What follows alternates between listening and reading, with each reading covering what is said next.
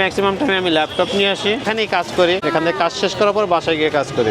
রাত জেগে কাজ করা এটা একটা সম্পূর্ণ আলাদা জগৎ। বাংলাদেশি ফ্রিল্যান্সাররা মূলত এটাই যে সবাই ঘুমোচ্ছে, ফ্রিল্যান্সাররা জেগে আছে। প্রথম আমি অনেক ভয় পাইছি যে কি হয় না হয়। বন্ধুবান্ধবরা ভালো উৎসাহ দিচ্ছে, আমার আত্মীয় স্বজনরা অনেকে নেগেটিভ ভাবে নিচ্ছে বিষয়টা। আমার ব্যক্তিগত পেশা হচ্ছে আমি একজন ফ্রিল্যান্সার। আমি ওয়েব ডেভেলপমেন্টের উপর কাজ করি। আমার ওয়েব ডেভেলপমেন্টের কাজের বয়স আজকে 20 বছর।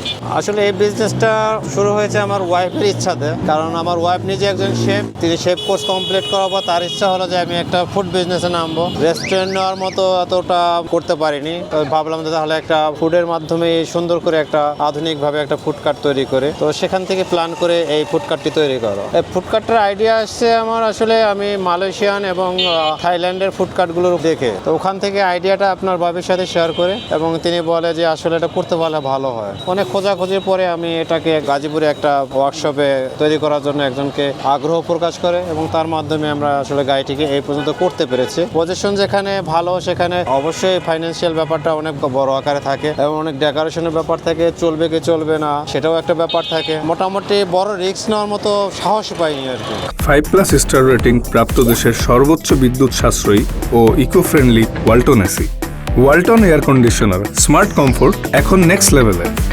খাবারগুলোকে আমার বাসা থেকে ক্যারি করতে আমার সুবিধা। হাইজিনিক ভাবে আসতেছে ওখান থেকে একটা জায়গায় ফুড কোর্ট করে, এবং খাবারটাকে যদি আমি আদার্স ভেহিকেলে আনি সেখানে আপনার খাবারটা হাইজিনিক মেনটেনটা হবে না। বাসার সামনে থেকে হাইজিনিক মেনটেন করে আমি গাড়িতে খাবারটাকে নিয়ে আসি। দেখা গেছে ধুলাবালি যতটা সম্ভব প্রোটেক্ট করা সম্ভব আমি এরকম ভাবে প্রোটেক্ট করে আমি খাবারটাকে গ্রাহক আছে তাদের কাছ থেকে পৌঁছে দেওয়া। আমি এসিটা কাজ করেছি হলো গরমের ব্যাপারটাকে মাথায় রেখে, কারণ গরমের সময় যেহেতু এটা ফুললি আপনার এয়ার প্রোটেক্টেড গাড়ি, এটার ভিতরে ডাবল ডোরের গ্লাস রয়েছে, ভিতরে একটা গ্লাস এবং বাইরে একটা গ্লাস। এখন এখানে যে পরিমাণ টেম্পারেচারটা হবে, যে আপনার লাইটিং আছে, গরমের সময় এমনি টেম্পারেচার বেশি থাকে, তারপর আপনার যে লাইটিং এর জন্য খাবারগুলো যে টেম্পারেচারটা পাবে সেটাই দেখা যাচ্ছে খাবারগুলো আর ভালো থাকবে না।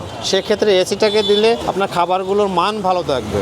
ডিজার্ট আইটেমগুলো আপনার দেখা গেছে ওয়েদার টেম্পারেচার বেশি হলে খাবারটা নষ্ট হয়ে যাবে, এবং খুব দ্রুতই এটা আপনার পচনশীল হবে। আমি ছোটবেলা থেকে টুকটাক রান্না করতাম, তাছাড়া পড়াশোনা করতাম। ভার্সিটিতে যখন পড়তাম তখন নিজে রান্না নিজেই করতাম। আসল টাকা পয়সার সমস্যা নাকি যে এরকম বিজনেস করতে হবে রাস্তায়। আমি তো আমার বাচ্চাকে কখনো খোলা খাবার খাওয়াবো না, নাস্তার খাবার খাওয়াবো না, তো অন্য আরেকজনও তার বাচ্চাকে খোলা খাবার খাওয়াবে না। এই জন্য সেই থেকে আমি এটা ডিসিশন নিচ্ছি যে আমি এরকম একটা ফুড কার্ট করবো। আমি কোনো কাজের ব্যাপারে ছোট বড় ভাবে না। আসলে বিজনেসের ছোট বড় বলে কোনো কথা নেই। আপনি যদি কোনো কিছু একটা করতে চান, আপনার ফ্যাশনটাকে যদি আপনি ধারণ করেন, সেটা ছোট থেকেও করতে পারেন, মন চাইলে বড় থেকেও করতে পারেন। আমার মনে হয়েছে যে আমি ছোট থেকে করে একটা দেখি যে হয় কিনা। সব বিজনেসে একটা লাক থাকে, যদি আমার ফেভার করে আমি হয়তো আরো বড়ভাবে স্টার্ট করবো। ফ্রিল্যান্সিং পেশাটা তো আসলে ব্যক্তিগত একটা জিনিস। দেখা যাচ্ছে একা একা কাজ করা, ক্লায়েন্টের সাথে একা একা ডিলিং করা, যে অনেক কাস্টমার আসে খাবারের রিভিউ দেয়। আমি 100% বলবো না, 99% কাস্টমার আমার খাবারের উপরে তাদের রিভিউটা খুব ভালো। আসলে প্রতিটা খাবার প্রতিদিন সব খাবার শেষ হয় না, কিছু কিছু খাবার রয়ে যায় যেগুলি হয়তো ফ্রিজিং করার মতো না, সেগুলো হয়তো দেখা গেছে আমার যারা